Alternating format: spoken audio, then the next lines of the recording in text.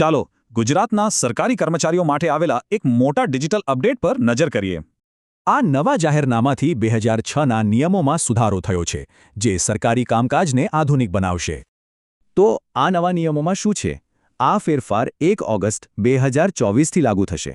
સૌથી પહેલો અને મોટો ફેરફાર છે સીસીસી કોર્સના સમયમાં. હવે તે ટૂંકો અને વધુ સચોટ છે. હવે 2 અલગ અભ્યાસક્રમ રજૂ કરાયા છે. એક છે પાયાનો સીસીસી અને બીજો એડવાન્સ્ડ સીસીસી પ્લસ.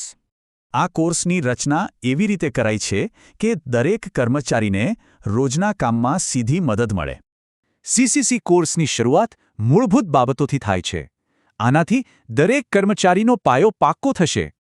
હવે વાત કરીએ એવા ટૂલ્સની જે ઓફિસના રોજબરોજના કામકાજ માટે એકદમ જરૂરી છે.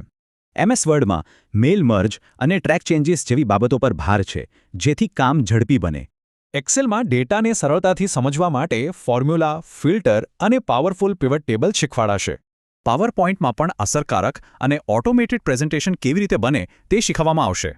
આ નવા અભ્યાસક્રમમાં જરૂરી ઓનલાઇન ટૂલ્સ પર પણ ખાસ ધ્યાન આપવામાં આવ્યું છે, જેમાં વેબ સર્ચિંગથી લઈને નેટવર્ક સિક્યોરિટી જેવી પાયાની પણ મહત્વની બાબતોનો સમાવેશ થાય છે. અને હા, ગુજરાતી ટાઈપિંગ કેવી રીતે સેટ કરવું તેના સ્પષ્ટ અને સરળ સ્ટેપ્સ પણ છે. રોજિંદા કામકાજમાં જરૂરી એવું ઈમેલ મેનેજમેન્ટ અને ઇન્સ્ટન્ટ મેસેજિંગ પણ અભ્યાસક્રમનો મુખ્ય ભાગ છે.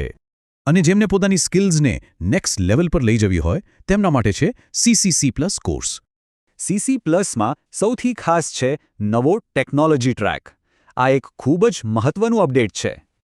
તો ચાલો જોઈએ આ ટ્રેક આજના સમયના કર્મચારીઓને કામ માટે કઈ રીતે સજ્જ કરે છે. આમાં AI ચેટબોટ, વિડિયો કોન્ફરન્સિંગ અને સૌથી અગત્યની સાયબર સિક્યોરિટી જેવી બાબતોનો સમાવેશ છે. ટૂંકમાં આ નવા નિયમોનો ધ્યેય સરકારી સેવાને વધુ કાર્યક્ષમ, સુરક્ષિત અને ડિજિટલી મજબૂત બનાવવાનો છે. આનાથી એક સવાલ જરૂર ઊભો થાય છે. આ ડિજિટલ બદલાવ ગુજરાતની જાહેર સેવાને ક્યાં લઈ જશે?